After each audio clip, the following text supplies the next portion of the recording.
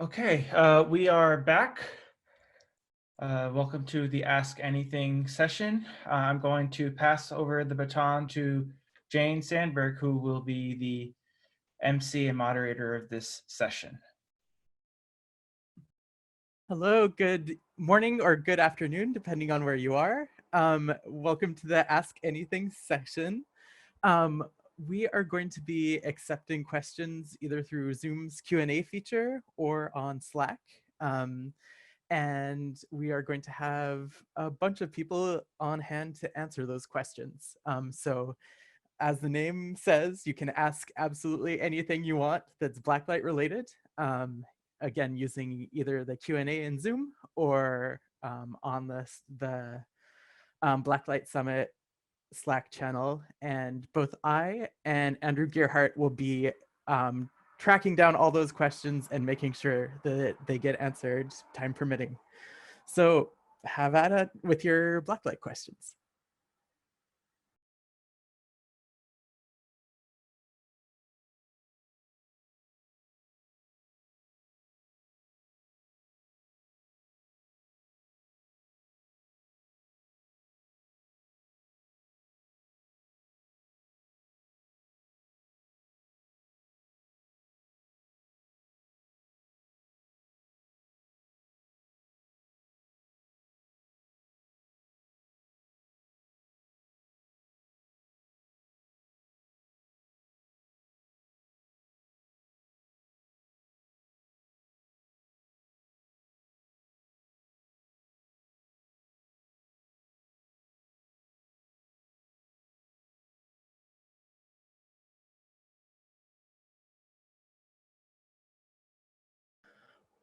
All right, we've got our first question and it's for Charlie.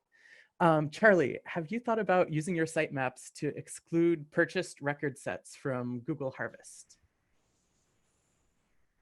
No. No, I haven't. Could you be more specific, or could you explain? I guess this isn't really interactive, but I'm not sure what they mean by Google Harvest. Oh, like, why would we exclude things from Google? I guess would be my question. We aren't. And let's see, I think Kaylee was the one who asked that question. Let me see if I can. I'm going to guess, Charlie, she's talking about for limited licensing. Yeah, I don't think we have that worry.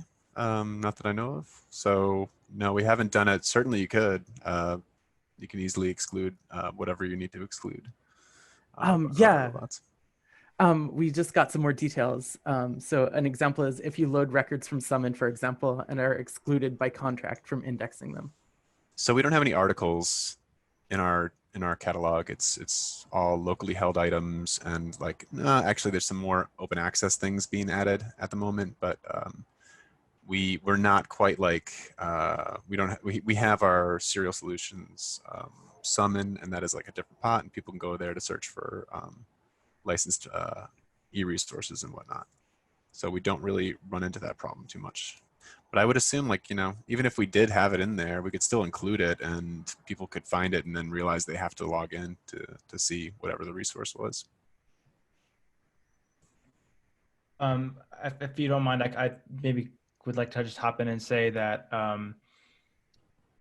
oftentimes the indexing routines for things outside of your ILS are kind of, kept separately. So I would imagine that either at the indexing level, which I believe I saw that the Stanford folk were saying that rather than using the, rather than having a dynamically generated field at index time, sort of add this hashed field, you could probably add some sort of exclude filter that's maybe based on either on an ID pattern for your external source, or to just not generate that field for records that, in that indexing pipeline.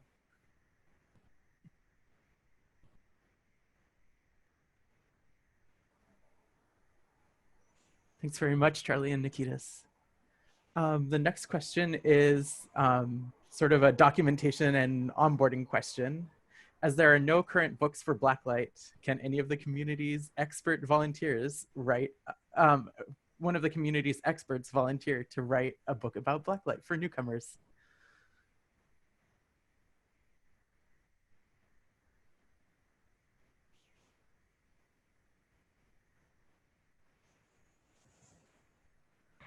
Since nobody else is answering, I'm just going to jump in here. Personally, I don't have the resources to devote to writing a book. This is just in Coyne. But certainly anybody who is interested in doing that is welcome to do so, and be happy to answer questions that may come up when they do that.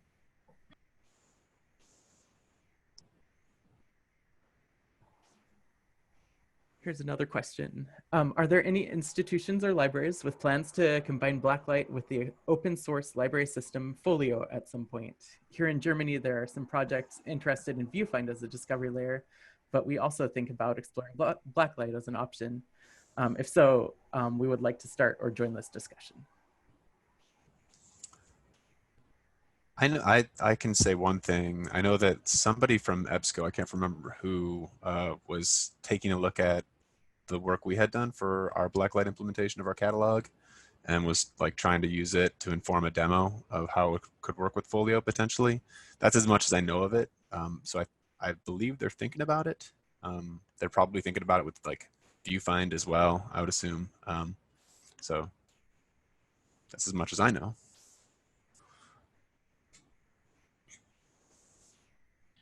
Is Folio the product from Cornell that is based on like a triple store? It's the EBSCO competitor. I mean, like Future of Libraries is open. It's like their all-encompassing library management tool that's like partially or completely open source. I don't know a lot about it. Oh, right. Thank you.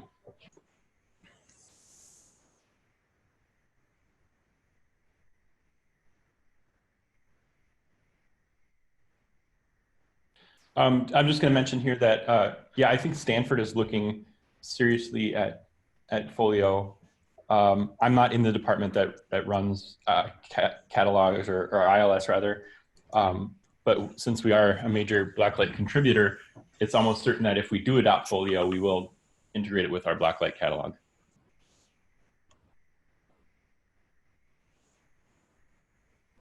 All right, and we are going to try something new now. If you have an answer that you'd like to share and you're not one of the panelists currently, if you could use your raise your hand feature in Zoom to let us know that you'd like to answer, and we will promote you to a panelist.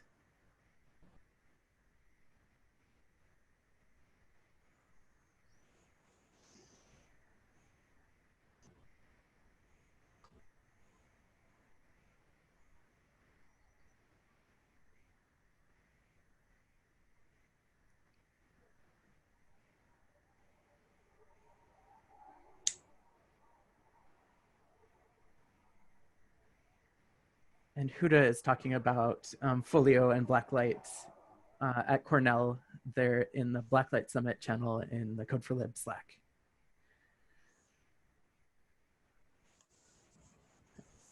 And it looks like Johns Hopkins is also working on that. I'm not... Jane, oh, yeah. Can I ask you a question? Because sort of about Sure. that space of sort of public information about Blacklight. I noticed when I was Googling recently that there's a Wikipedia page for the project Blacklight, and I noticed that unless it was someone else, but someone with a similar username editing a lot of the page, and I was just wondering if you could talk a little bit about that. Oh, yeah. I think that was a long time ago, so I don't really remember too much of it. I think that might have been when I was trying to wrap my head around what Blacklight was and starting to get excited about it. And so I was trying to make sure I understood it and started working a little bit on the Blacklight article on Wikipedia. But that was a while ago, so I don't really remember too much, Nikitas. Thanks Well, for it looks legit, and I like that it's a well-cited article, and that it gets kept relatively up to date too, with like sort of as Blacklight comes out with the new version, it kind of says latest release and it's on 7 something, and I think that it establishes some sort of legitimacy.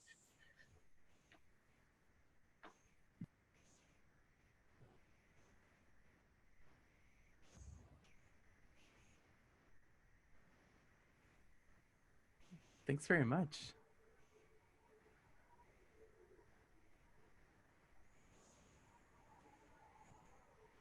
I've got a question, and it's solar related. So our solar is super, super old. I don't even want to say the version because it is super old. And I'm wondering, for those of you who have done kind of these big jumps to newer solar versions, what kind of performance implications has that had? Like, are the new solars just way faster, or is it like kind of too complicated to make the direct comparison? I can talk a little bit about that. We didn't make a huge jump from 7.6 to like 8. I guess that's not that huge, but there were enough changes that it was hard to compare, and we kind of gave up on trying to figure out. We were going to try to use an application to kind of to query one collection or one solar and the other, and compare, like use the same. And I think there are some online, I forget the name of the application we stole from Stanford, but they have something there where they could compare different solar collections. But unfortunately, the queries are the exact same thing, and there are slight differences that you have to like make to the queries to actually be able to query the same sort of thing, that it just became unfeasible for us to use that. And then we kind of threw up our hands and said, ugh. But we haven't noticed any differences beyond, that are noticeable.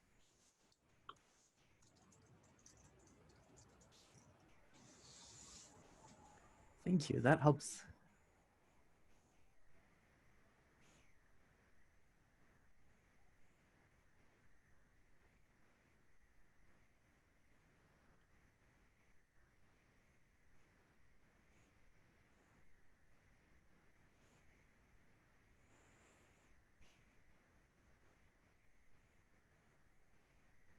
Here's another question. So this is a question regarding the Blacklight community. Thank you for the great documentation and examples on the website. Are you aware of any projects in Europe or Germany that are currently working on running or planning on implementing Blacklight?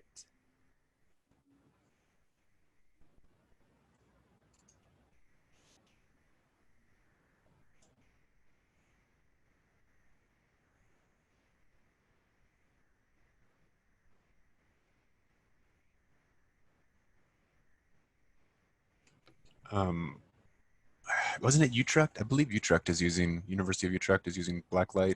They were also at that aforementioned Blacklight link data working, whatever. And they're doing some interesting things with link data with it as well. So that's one example, University of Utrecht libraries. I noticed that Chris Spear is typing something in the Slack, so I think that might have some information. Oh, it's about CJK. But recently, there was a Blacklight European Summit, and so that information about that event is linked on the main Project Blacklight website, and it was hosted in the Royal Library of Denmark. And so they're using a Spotlight application there, and I believe that the Technical University of Denmark had one of the largest solar collections in Blacklight that I'd ever seen. So I think that that there is some European, there is an audience of a community of Blacklight there. Yeah, I believe that's DTU.kb. That's the DTU.dk. That's the Danish Technical University. I also believe there were people in Ghent in Belgium And I remember some people from Hungary, though I can't remember what the institution was.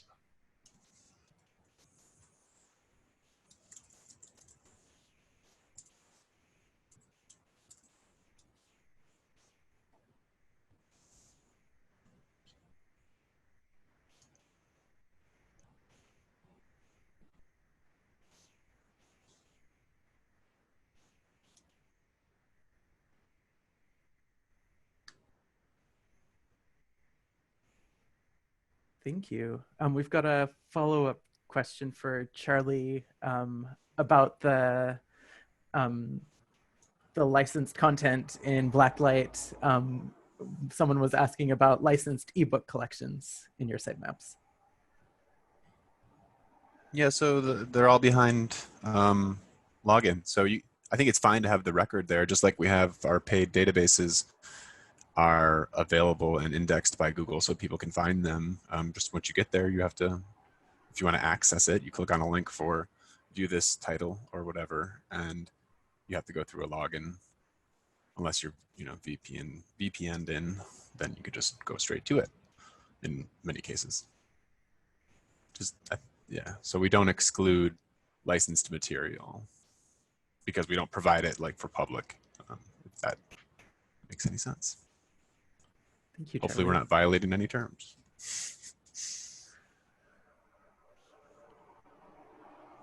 So how about we take one more minute to submit any more questions that we might happen to have? Sorry, this is Michael Gibney, just jumping in to talk about the question of licensed resources and things that you might not want to include in the sitemaps. For whatever reason, I guess one of the benefits of using dynamic sitemaps that are directly backed by Solr is that whatever query you're able to construct against Solr to determine, like to define a set of documents, you can use to restrict what you publish in that way. So I think that's one of the benefits of taking that approach. Like whatever arbitrary query you want, even if you wanted to have like only a subset of your materials highlighted for purposes of crawling, especially in the context of Charlie having talked about how slow it is for Google to index things, maybe there are like certain things that you're more interested in publicizing than others.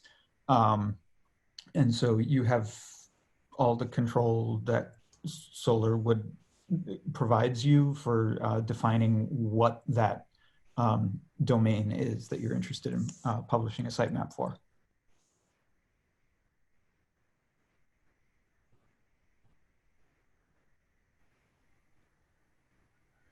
We've got another sitemap question for you, Charlie. Sure. Have you looked at differences in Google results for on-campus IP address users versus the rest of the world? Yeah, again, it's going to be the same. We don't have any blockers on any of our content in terms of viewing the record itself. If you want to actually view the resource, then you'd have to click through and go through the login. But no, we don't have any restrictions that I am aware of allowing bots to index any of our licensed ebook records, like the descriptive information about the fact that we have this ebook. Charlie, okay. I wonder if part of the question was if Google's location services were playing into this, like giving more of your catalog results if the searcher is on campus or not. I have wondered about that for sure. I have no way of knowing really that I know of anyway. But I've often thought that if they're searching from University Park, are they more likely to see it? And I would hope so, but I don't know. Google is very mysterious.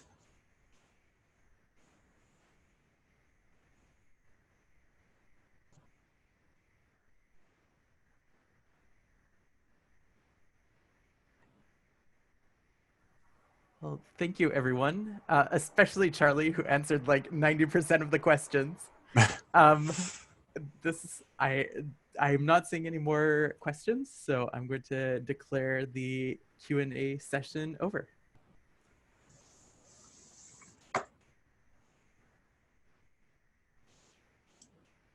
Okay, so if that is the case, then we'll enter a lunch break now.